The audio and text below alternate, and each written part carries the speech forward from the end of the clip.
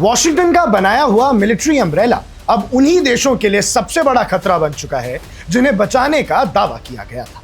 जब तेहरान ने अपनी मिलिट्री रेजिलियंस और स्ट्रैटेजिक डेटरेंस से पूरी रीजन का इक्वेशन बदल दिया, तो अमेरिकन डोमिनेंस का दौर अब गल्फ में आखिरी सांसें तो नहीं ले रहा। दर्शकों, मैं हूं आपके साथ और आज हम बात करेंगे मिडिल ईस्ट के उस बदलते जियोपॉलिटिकल रियलिटी की, जहां ईरान के स्ट्रैटेजिक रेजिस्टेंस ने अमेरिका के सबसे करीबी अरब अलाइज को अपनी पॉलिसी पर दोबारा सोचने पर मजबूर कर दिया है।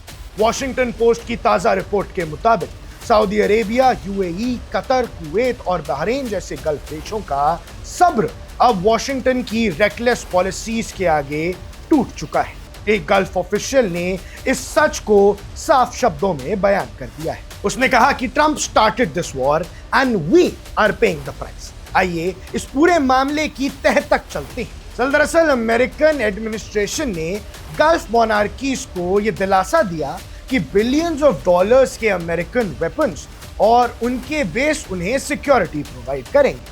लेकिन ग्राउंड रियलिटी क्या निकली?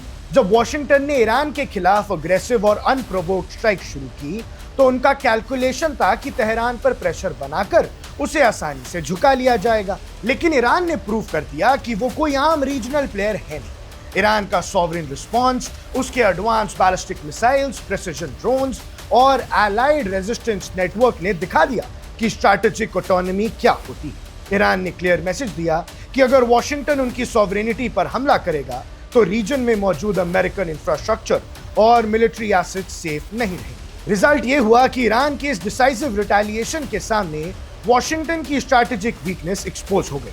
अमेरिका जो प्रोटेक्शन बेच रहा था, वो अचानक एक लाइबिलिटी बन गया। भैया, मिडिल ईस्ट के देश तो सेफ ही थे। अमेरिका ने ईरान के साथ ये जंग शुरू करके उन देशों को भी अनसेफ बना दिया। अब बात करते हैं ट्रंप एडमिनिस्ट्रेशन के स्ट्रैटेजिक वैक्यूम की।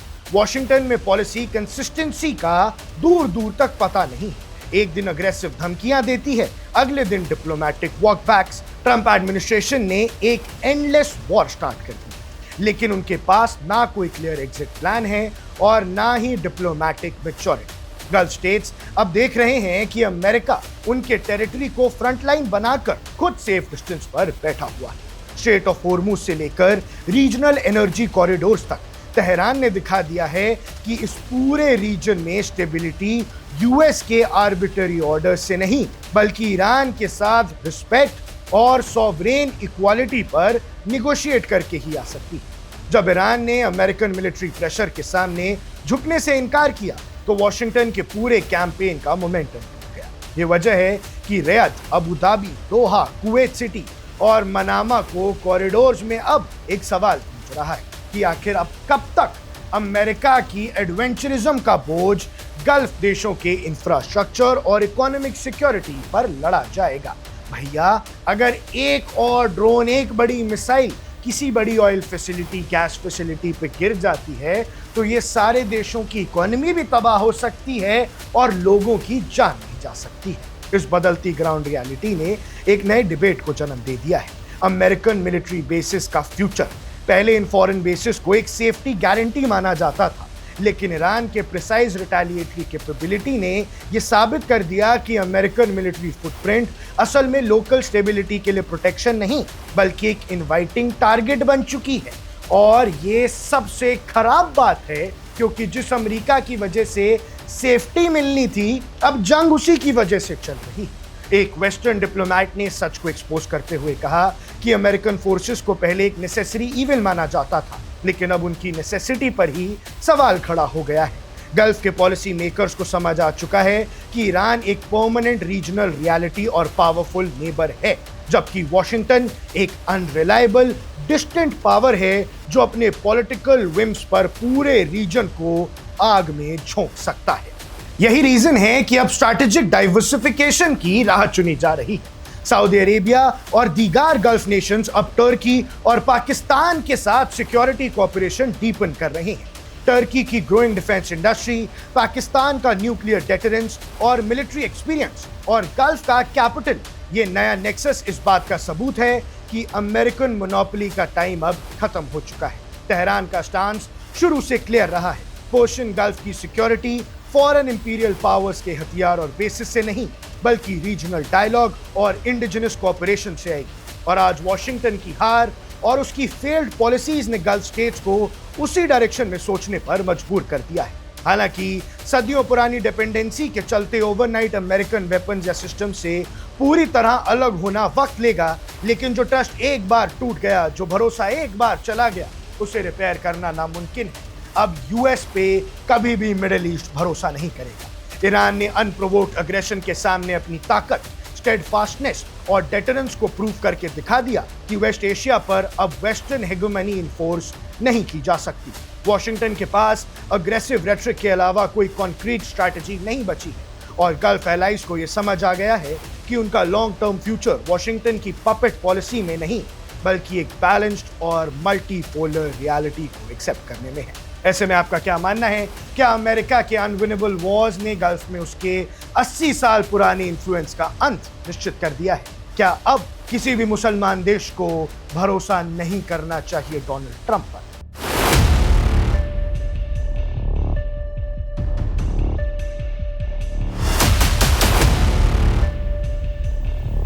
समंदर के बीच 1 लाख टन का न्यूक्लियर पावर्ड एयरक्राफ्ट कैरियर जो अमेरिका का गुरूर माना जाता था, 5000 से ज्यादा क्रू मेंबर्स और लगभग 9 महीने से बिना किसी पोर्ट कॉल के नॉन स्टॉप ऑपरेशन। ये कहानी किसी ब्लॉकबस्टर हॉलीवुड मूवी की स्क्रिप्ट नहीं है, बल्कि यूएसएस अब्राहम लिंकन पर तैनात अमेरिकन सेलर्स की ग्राउंड रियलिटी बन चुकी है। ईरान ने ऐसी मार मारी है कि 9 महीने से भूखे प्यासे गंदे हालातों में अमेरिकी सैनिक जी रहे हैं और जिंदगी और मौत के बीच लड़ाई लड़ रहे हैं। दुनिया के सबसे ताकतवर नेवी का फ्लैगशिप कैरियर इतने लंबे वक्त तक समंदर में फंसा क्यों रहा? जब एक वॉरशिप लगभग 270 दिन तक बिना किसी जमीन को छुए ऑपरेशनल रहती है, तो वहां के सेलर्स की मेंटल हेल्थ, हाइजीन और डेली सर्वाइवल पर इसका क्या असर पड़ता होगा? और अमेरिका जो भैया सुपर पावर है, अपनी नेवी को दुनिया में सर्वश्रेष्ठ मानता है, ईरान के सामने उसका ऐसा हाल हो गया है कि इतिहास इसे कभी भूलेगा नहीं। जब जियोपॉलिटिक्स की आग में लॉजिस्टिकल सप्लाई लाइंस टूटने लगती हैं, तो सुपर पावर के मॉडर्न वॉरियर्स को आखिर किन मुश्किलातों का सामना करना पड़ता है, ये वीडियो में हम समझेंगे। और कैसे मुज्तबा खामिनी के प्लान ने, IRGC ने यूएस को ऐसी मार मारी है कि इतिहास में ये एग्जाम्पल दिया जाएगा कि कैसे दुनिया का सबसे सर्वश्रेष्ठ एयरक्राफ्ट कैरियर भी ईरान के आगे मजबूर हो गया था। आज हम बात करेंगे यूएसएस अब्राहम लिंकन के उस अनदेखे पहलू की, जहां जियोपॉलिटिक्स, वॉर स्ट्रैटेजीज और हाई लेवल मिलिट्री रेटरिक के पीछे दबी हुई है एक आम सेलर की रोजमर्रा की स्ट्रगल।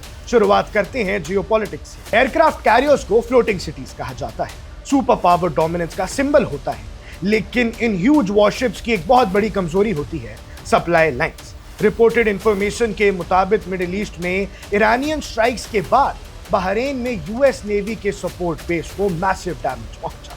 नॉर्मल सर्कमस्टांसेस में बहरीन यूएस 5th फ्लीट का प्राइमरी हब है, जहां से वॉरशिप्स को fresh ration, spare parts, port relief और क्रू रोटेशन मिलता था। लेकिन बेस इफेक्ट होने के बाद यूएसएस अब्राहम लिंकन के पास डायरेक्ट एक्सेस खत्म हो गया। कैरियर को रीसप्लाई करने के लिए लाइन शिफ्ट करनी पड़ी डियागो ग्रासिया, एक रिमोट आइलैंड बेस जो 2200 मील दूर है। समझिए, 2200 मील का मतलब है कि हर एक फूड आइटम, स्पेयर पार्ट और बेसिक सप्लाई को समंदर में हजारों किलोमीटर ट्रैवर्स करके लाना पड़ रहा है। अब रिजल्ट ये हुआ, एक स्टैंडर्ड डिप्लॉयमेंट जो 5 से 6 महीने में रैप अप होती है, वो 9 महीने के कॉन्टिन्यूअस सी टाइम में बदल गई। एक भी पोर्ट कॉल नहीं। 9 महीने से ये यूएस सेलर्स फंसे हुए हैं, जमीन पर पैर रखने तक का मौका नहीं।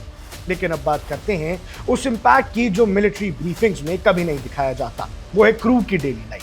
हालात तब पब्लिक डोमेन में सामने आए जब यूएसएस लिंकन के सेलर्स ने सोशल मीडिया पर शॉर्ट वीडियोस और क्लिप शेयर करना शुरू किया। इन वायरल वीडियोस में कोई हाईटेक जेट लैंडिंग या मिसाइल लॉन्चेस नहीं थे जिसके लिए अमेरिका जाना चाहता है। वहां थे उनकी रोजमर्रा की टॉयलेट्स और खाने की तस्वीर।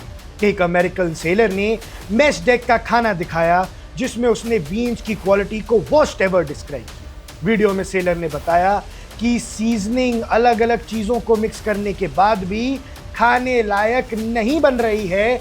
अमेरिकी सोल्जर कुछ भी खा रहे हैं, भूखे मर रहे हैं समंदर के बीच।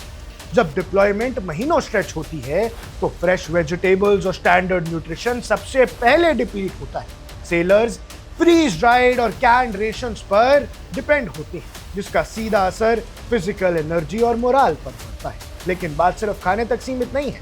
एक और फुटेज वायरल हुई जिसमें कैरियर के सैनिटेशन फैसिलिटीज और टॉयलेट्स की हालत दिखाई गई। ओवरक्राउडेड कंडीशंस, मेंटेनेंस बैकलॉग और हेवी यूसेज के चलते टॉयलेट्स की हालत इतनी गंदी थी कि जैसे किसी थर्ड वर्ल्ड देश की।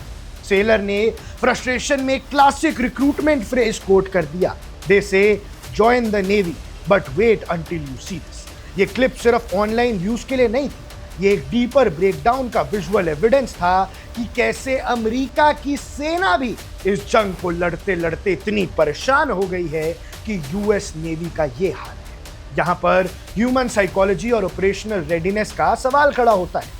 मिलिट्री एक्सपर्ट्स हमेशा कहते हैं कि किसी भी शिप की रियल स्ट्रेंथ उसके वेपन सिस्टम नहीं बल्कि उसके ऑपरेटर्स होते हैं, सैनिक होते हैं, नाविक होते हैं।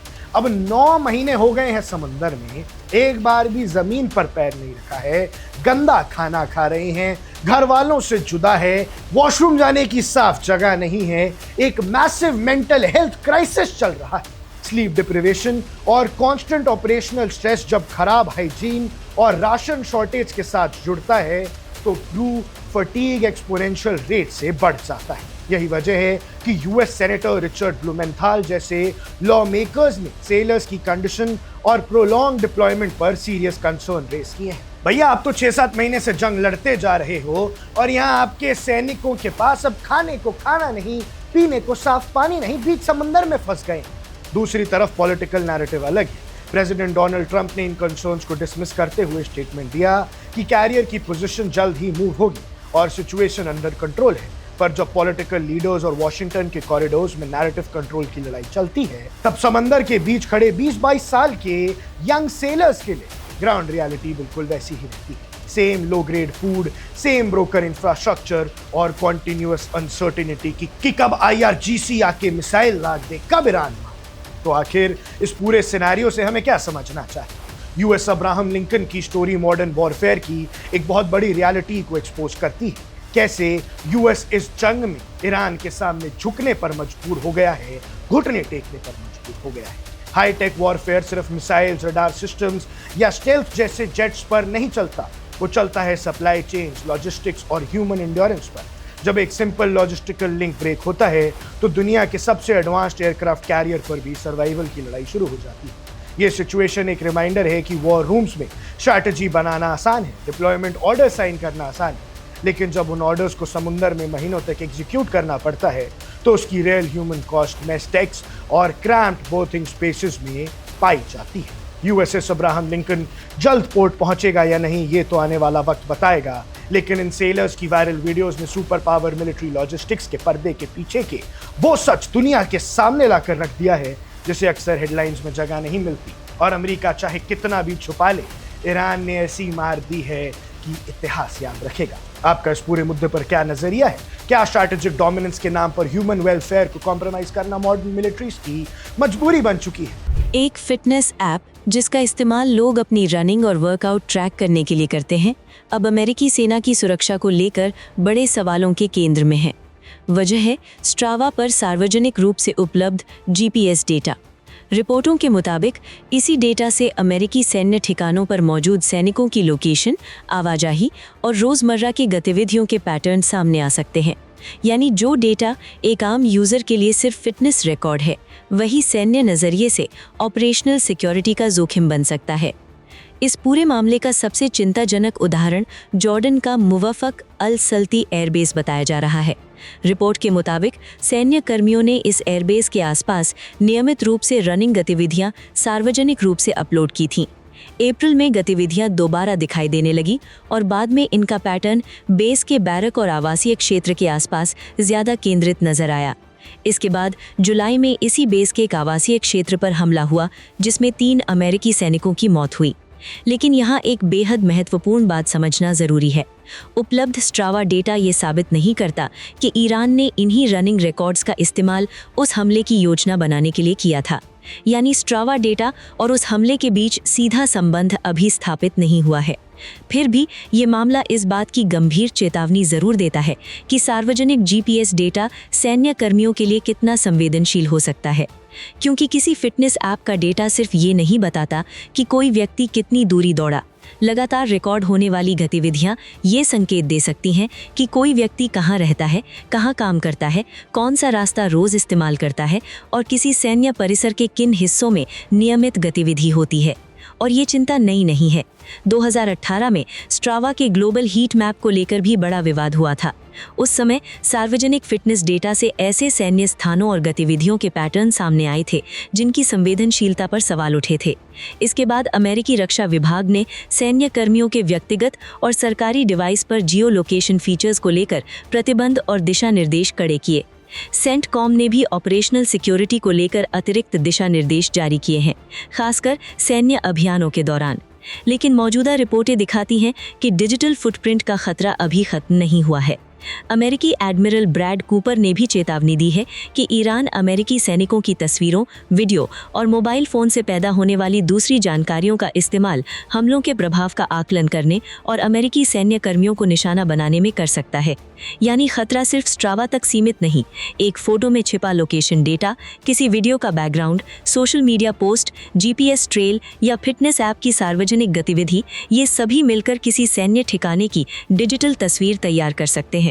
युद्ध के मैदान में मिसाइल और ड्रोन जितने खतरनाक हैं, उतना ही महत्वपूर्ण अब डेटा भी हो गया है, क्योंकि एक सैनिक के लिए सुबह की रनिंग सिर्फ एक्सरसाइज हो सकती है, लेकिन इंटरनेट पर छोड़ा गया उसका जीपीएस ट्रेल किसी संभावित विरोधी के लिए एक पैटर्न बन सकता है। और अमेरिका ईरान के बीच तनाव के इस दौर में असली सवाल यही है, क्या अगली बार निशाना सिर्फ सैन्य ठिकाना होगा या उससे पहले इंटरनेट पर छोड़ा गया digital footprint?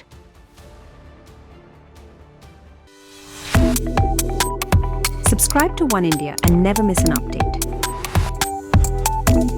Download the One India app now.